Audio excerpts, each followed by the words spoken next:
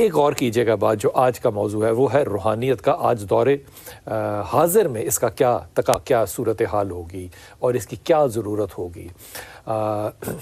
میرے ساتھ جو مہمان ہیں پہلے ان کا تعارف آپ سے کروا دوں پھر آگے بات کرتے ہیں۔ جناب آصفہ جبرائیل، السلام علیکم، خیریت سے ہیں؟ اور انتہائی محترم ہمارے ساتھ جناب حسن رضا بھائی، السلام علیکم۔ وعلیکم السلام، خیریت سے؟ الحمدللہ۔ اور جناب انتہائی محترم قاری شفیق الرحمان صاحب، السلام علیکم۔ وعلیکم خیریت سے؟ اور انتہائی محترم اور انتہائی شفیق، اور میں کہنا چاہتا تھا کہ ہم ان کا نمک کھاتے ہیں لیکن ابھی تک انہوں نے ایسی ابتدا کی نہیں ہے، انشاءاللہ ضرور کریں گے، محمود چشتی صاحب، السلام علیکم محمود احمد چشتی صاحب۔ وعلیکم السلام۔ حضور اب تو میں نے اس کو نا سکہ بند کر دیا کہ آپ نے نمک کھلانا ہے ضرور، اور رمضان بھی آپ کو بتا رہے ہیں انشاءاللہ میں نا جو نیت ہے نا وہ آپ نے پکی کرنی ہے، اور اس میں صرف بات کو چھوڑ نہیں دینا۔ اللہ انشاءاللہ اب نیت کر لی ہے تو پہنچیں گے۔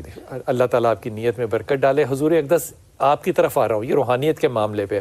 دیکھیے اگر کوئی شخص کسی سے بھی پوچھے نا کہ آپ پیدا ہونے سے پہلے کہاں تھے، تو اس دنیا میں کسی کا اگر اجازت دے تو میں وہ لفظ کو نرم کر دوں، کسی کا ابو بھی اس کا جواب نہیں دے سکتا، چاہے وہ سائنسدان ہو چاہے سائنسدان کا باپ ہو۔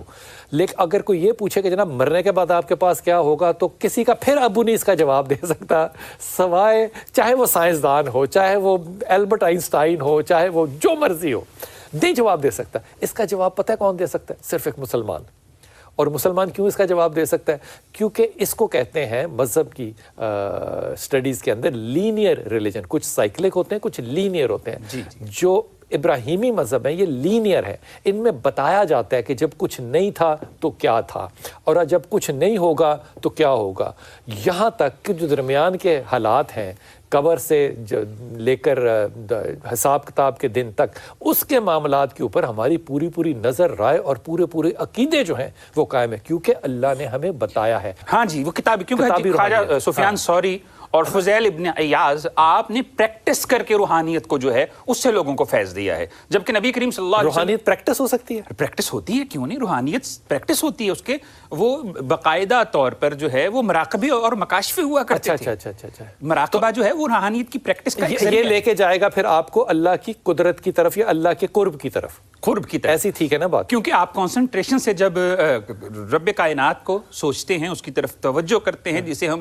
دوسرے مذاہب میں دھیان بھی کہتے ہیں، کانسنٹریشن بھی کہتے ہیں، اللہ کی طرف توجہ بھی کہتے ہیں، اللہ کا ذکر کرنا بھی کہہ سکتے ہیں، یہ ساری چیزیں اللہ کے قرب کی۔ لیکن چشتی صاحب اللہ نے سورہ بقرہ میں نہیں فرمایا کہ مجھے یاد کرو جیسے اپنے آباء و اجداد کو یاد کرتے، اٹھتے بیٹھتے لیٹتے کروٹوں کے بل، تو اس میں کانسنٹریشن تو ہے ہی نہیں۔ دیکھیں وہ ہے ذکر، یہ اب بات آنے لگی، ذکر اور چیز ہے، فکر اور چیز ہے۔ اچھا، فکر کرنی ہے توجہ کے ساتھ۔ توجہ کے ساتھ جب آپ اللہ کی طرف سوچتے ہیں، اللہ کی طرف دھیان کرتے ہیں، وہ مراقبہ ہوتا ہے۔ ذکر وہ ہے آپ چلتے پھرتے بھی کر سکتے ہیں، آپ ڈیورنگ ڈرائیونگ بھی کر سکتے ہیں۔ ٹھیک ہو گیا، میں دوبارہ آتا ہوں، پہلے سب سے رائے لے لوں قاری صاحب۔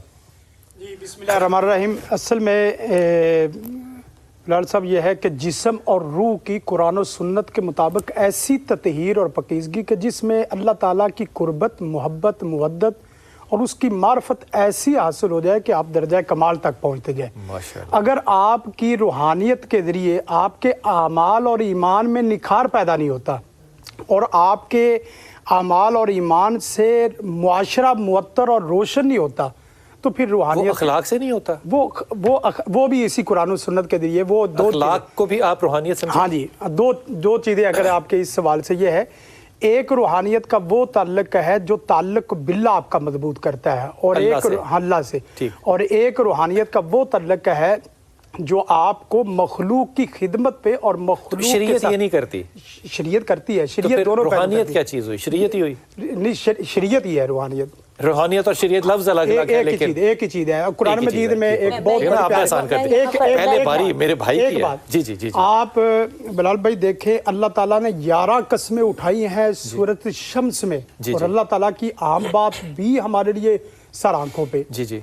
11 قسموں کے بعد فرمایا قد افلح من زکاہا، یقیناً وہ شخص فلاح پائے گا نہیں، پا چکا ہے جس نے اپنے اندر اور باہر، ظاہر باطن کا، تن من دھن کا صفائی ستھرائی اور پاکیزگی کر لی، اور اسی کا نام روحانیت ہے۔